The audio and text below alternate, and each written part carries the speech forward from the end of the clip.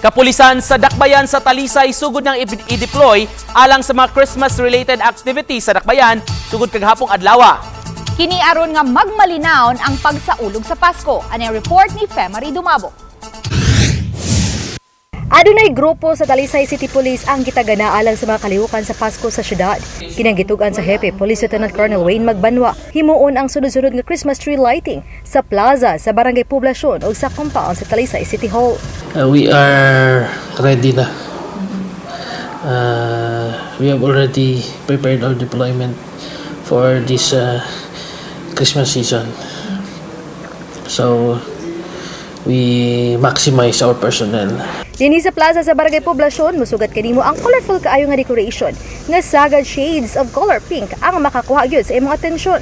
Ilabi na kining giporma nga carousel ride ug ang mga naglupad nga susamag mga hot air balloons din sakay niini ang nagkadiyang cartoon characters. Makapalipay tan-awon di lang sa mga bata, lakip na sa mga hamtong.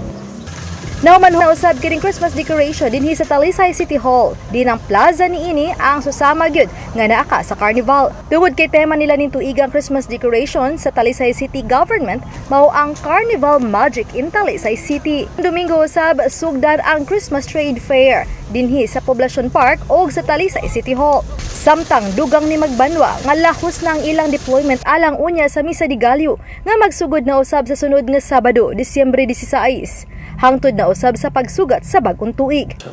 Oban ni Cleofor Lumaya Gogrod Prado, Femari Dumabok.